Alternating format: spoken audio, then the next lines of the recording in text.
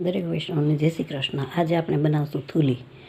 એ વિસરાતી વાનગી છે। આ ઘઉંનું દળેલું છે, ફાડા લાપસીથી ઓછું અને લાપસીથી વધારે એવું કરકરું, જે ઘંટીમાં દળી જ આપે છે। આ સામગ્રીમાં છે અને મીઠું, પાણી અને તપેલી। ઝડપથી બનતી 2 થી 3 મિનિટમાં બનતી વાનગી છે। બાળકોથી લઈને વૃદ્ધ સુધી દરેક ખાઈ શકે અને બધાને જ ભાવે। અને આ ખાવાથી થોડી એવી ખાવાથી 2 થી 3 રોટલીનો આહાર પૂરે છે। તો આપણે સામગ્રી જોઈ લીધી છે, તો હવે આપણે બનાવશું। ચાલો જોઈએ। 1 વાટકી થૂલી છે, તો એની સામે 4 વાટકી પાણી મૂકવાનું છે અને સ્વાદ અનુસાર મીઠું નાખવાનું છે। તો તપેલીમાં આપણે પાણી નાખીશું માપ સાથે।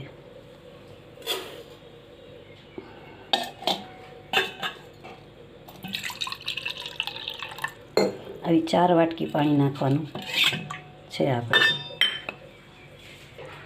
4 વાટકી પાણી નાખ્યું છે। હવે ગેસ ચાલુ કરીશું। ગેસ ઉપર તપેલી મૂકી દીધી છે।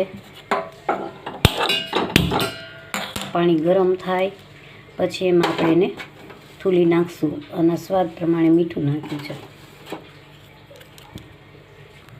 જો પાણી ગરમ થાય છે ત્યાં સુધી આપણે આને ધોઈ લઈશું એકવાર।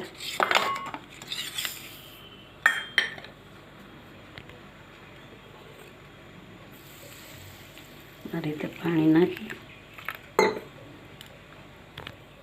અને એને ધોઈ લેવાનું છે।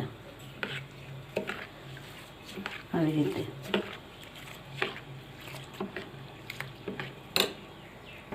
જો પાણીથી ધોઈ લીધેલું છે। હવે એમાં થોડું પાણી એડ કરશું બસ, અને એને હલાવી અને એમાં ઓરી દેશું।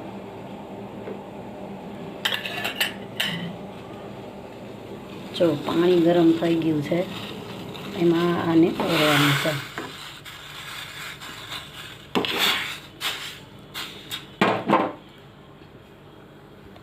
જો એમાં ઓરી દીધું છે બધું અને હલાવવાનું। ગેસની ફ્લેમ મીડિયમ રાખવાની છે।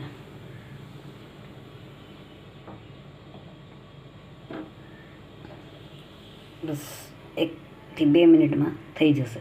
જો આ રીતે ઉકળવા લાગે એટલે એને વચ્ચે વચ્ચે હલાવતા રહેવાનું છે અને ગેસની ફ્લેમ ધીમી રાખવાની છે। ઘટ થાય ત્યાં સુધી કરવાનું છે। આ રીતે થવા દેવાનું, ઘટ થાય ત્યાં સુધી।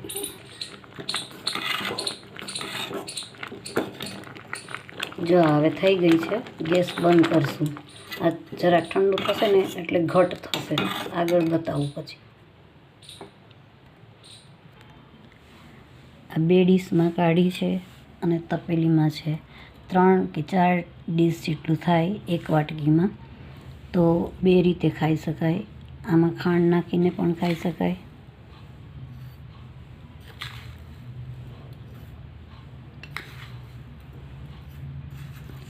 બાળકોને ભાવે।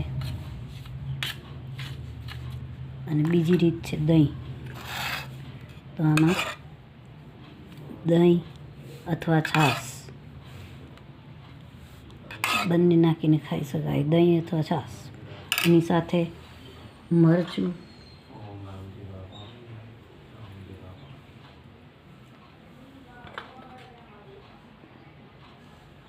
અને ધાણા જીરું એ નાખીને પણ ખાઈ શકાય।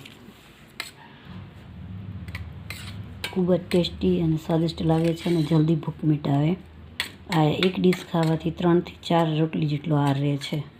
તો ઝટપટ બનતી વાનગી અને તરત ભૂખ મિટાવે એવી થૂલી।